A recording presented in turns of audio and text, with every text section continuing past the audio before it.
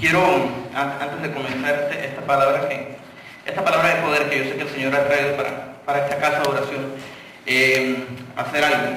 Primero, necesito que tú me colabores con algo. Primero, ¿qué persona aquí en este lugar no tiene necesidades? Ninguna. Enfermedad, financiera, familiar. Alguien que me diga, yo no tengo ninguna necesidad. Si hay alguno, levanta la mano, quiero oír el micrófono y nos enseña el resto. Bien, vamos bien. Segundo, quiero que te coloques en pie, por favor, que tomes tu palabra, tu Biblia, colócate en pie, por favor. Y quiero que comencemos haciendo un acto de fe. Que lo vas a hacer no porque yo te lo digo, sino porque tú realmente lo creas. ¿Está listo? Quiero que leas con tu labio lo siguiente. Toda promesa, dilo, escrita en el libro de mi Padre, es para mí. Es para mí. Es para mí. Ahora aplauda fuerte al Rey. Puedes tomar asiento. Muchas gracias. He comenzado con esto porque estamos viviendo en unos tiempos donde hay una serie de problemáticas que están aquejando al mundo, que todos las conocemos de diferentes tipos. Pero cada vez pareciera que esto se hace más como lo que popularmente llamamos un cuello de botella, porque las cosas están cada vez más estrechas. Y desafortunadamente comienzo a preguntarme por qué la iglesia no está exenta del tipo de circunstancias que el mundo está viviendo. ¿Cuál es entonces la diferencia que estamos supuestos llamados a hacer? No sé si tú te has preguntado lo mismo que yo. Pero yo analizo, yo soy una persona muy analítica y pienso, ¿por qué muchas de las necesidades que el mundo está viviendo, también las vive el pueblo en la casa de Dios?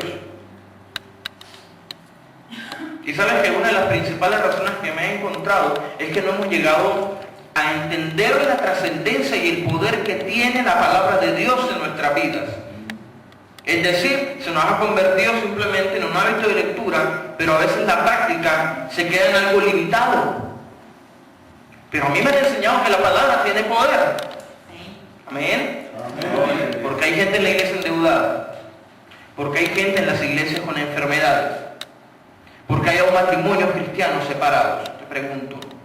Y es aquí donde comienzan a entrar las promesas de Dios y la manera en la cual tienen que convertirse, tienen que dejar de ser promesas para convertirse en parte de nuestra vida personal. ¿Por qué?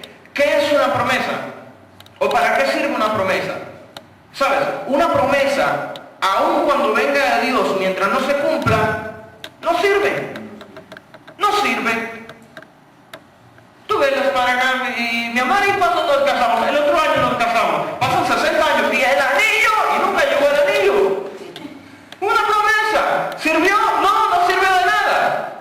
Se quedó simplemente en promesa.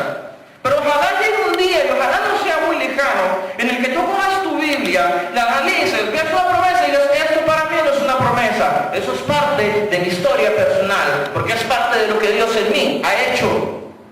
Amén. Entonces estamos comenzando a hablar de un evangelio de poder. Entonces estamos comenzando a ver el evangelio como algo muy diferente a una teoría como las tantas que el mundo está ofreciendo.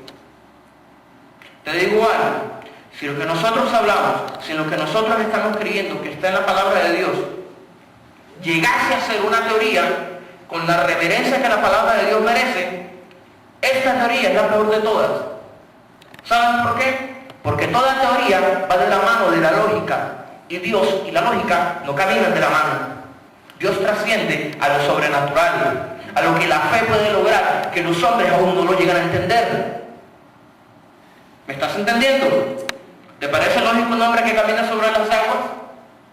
¿Te parece que tú y yo, que somos pecadores, estemos aquí y uno que nunca fue pecador muere por nosotros en una cruz? Eso no es lógico. A mí no me parece lógico. ¿Te parece que se alimenten multitudes con unos cuantos panes y unos cuantos peces? Eso tampoco es lógico. Entonces, tengo que hacer del evangelio algo diferente a una teoría. Tiene que ser algo vivo. Que lo que está escrito en la palabra de Dios no es algo que crees, sino algo que vivas. Amén. Amén. Vamos a la palabra de Dios. Quería dar esta pequeña introducción para que tuviéramos una idea de qué es lo que vamos a estar hablando. Quiero que me acompañes, por favor, al libro de Hebreos, capítulo 11, versículo 1. Si usted no lo tiene, yo traje las citas bíblicas aquí. Voy a tratar de leerlas para ir avanzando lo más pronto posible. Hebreos 11, versículo 1. Dice la palabra de Dios: es pues la fe la certeza de lo que se espera, la convicción de lo que no se ve. Aquí te quiero hacer tres preguntas. Primero, dice que es la fe la certeza de lo que se espera. Yo te estoy preguntando, ¿qué estás esperando tú? Cuando tú llegas delante de la presencia de Dios con una necesidad, yo me imagino que tú tienes que ser específico, ¿verdad? Que dice: Señor, dame un carro. Y el Señor da un carro para 4 pueblos, pero tu familia es de 10. No fuiste específico. Señor, necesito un bus como mínimo, ¿verdad? Sobre todo si hay como las familias en Colombia, que son bien numerosas, de Antioquia para abajo. Segundo, cuando tú tienes un sueño, cuando tú tienes una proyección de algo que quieres, eso que tú quieres, ese sueño, ¿va de la mano con los sueños de Dios o con los proyectos de Dios en tu vida? No me lo respondan. Comienza a analizarlo. Y tercero, cuando pides algo a Dios, sé específico. ¿En qué? ¿Para qué? ¿Por qué? ¿Qué es una costumbre, por ejemplo? ¿Sabes qué es costumbre? Todo lo que tú haces sin saber por qué lo haces. Y desafortunadamente, iglesia, a veces el evangelio se nos ha convertido en otra costumbre más. Hoy es domingo, día del Señor, vamos a la iglesia. Pero ¿para qué vas a la iglesia? ¿Cuál es el punto? ¿Cuál es el objetivo? Porque hay muchas otras doctrinas, con otros libros muy diferentes a la palabra de Dios, que también cogen un día y se demoran de pronto el mismo tiempo o más del que tú y yo invertimos en estar aquí. Amén.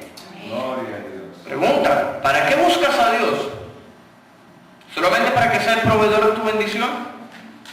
¿Sabías que hay hombres como Pablo que cuando tuvieron su primer encuentro con Dios, nunca pidió? Él preguntó: ¿qué quieres que yo haga? Mira tú qué diferente. Aquel que era un perseguidor no tuvo una mentalidad de pedir, sino una mentalidad de servicio. Eso es ser específico. ¿Estamos de acuerdo? Bien, dice la palabra de Dios, y como te voy a estar hablando acerca de la fe, estoy obligado a hablar de un señor llamado Abraham, padre de la fe. Dice la palabra de Dios, Génesis, capítulo 15, versículo 6. Voy a estar analizando algunos puntos con respecto a la vida de Abraham y con respecto al entorno y por qué él llega a convertirse en ese hombre con una fe que trascendió más allá del entendimiento del hombre. Dice la palabra de Dios, Génesis capítulo 15, versículo 6. Creyó a Jehová y le fue contado por justicia. ¿A qué se refiere la palabra de Dios con esto? Que muy a pesar de las circunstancias que estaban alrededor de Abraham, él creyó. No hubo nada de lo que ocurriese a su alrededor que lo apartara de creer en una promesa que Dios le había dado. ¿Sabes que el pueblo hebreo, 40 años en el desierto, se demoran tanto porque apartaron sus ojos de Dios? Ese es otro mensaje, pero de pronto algún otro día te lo comparto. Pero es precisamente por ello. Cuando tú tienes tu visión trazada y marcada en lo que Dios te ha dicho, tú tienes una proyección segura de algo. Ahí no sirven los seguros de vida. ¿Qué mejor seguro de vida que la palabra de Dios? ¿No crees tú? Es obvio. Aquí sí funciona un tipo de lógica espiritual. Cuando tú colocas tus ojos, tu fe, en el autor y consumador de la fe, en las promesas que han establecido para ti. Por eso comenzamos declarando: oye, toda promesa que ahí está escrita, que papá me la dio, es mía, porque soy su heredero. Esas promesas son para mí, no son para nadie más, son para mí. Yo soy su hijo. Amén. Tenemos que tener una convicción, una mentalidad de hijo. Como él es rey, pues yo soy príncipe. Amén. Yo le hubiera aplaudido. Vamos a hablar de